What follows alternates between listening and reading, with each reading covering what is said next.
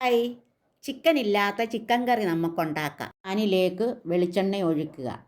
പിന്നെ ഇഞ്ചിയും ഉള്ളിയും വെളുത്തുള്ളിയും ഇടുക.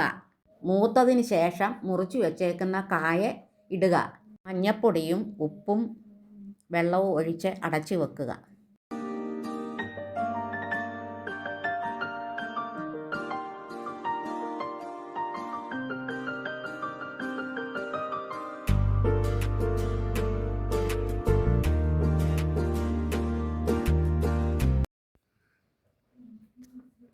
തേങ്ങയും മുളക് പൊടിയും മല്ലിപ്പൊടിയും വെള്ളവും കൂടി ഒഴിച്ച് അരച്ചെടുക്കുക.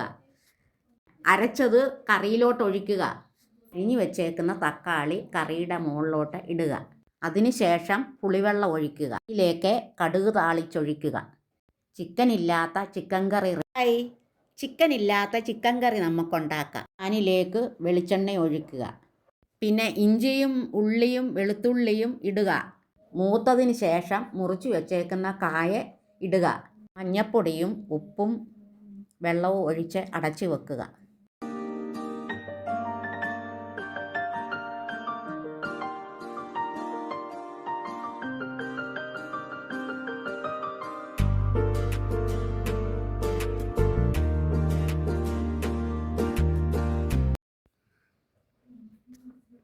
തേങ്ങയും മുളക് പൊടിയും മല്ലിപ്പൊടിയും വെള്ളവും കൂടി ഒഴിച്ച് അരച്ചെടുക്കുക.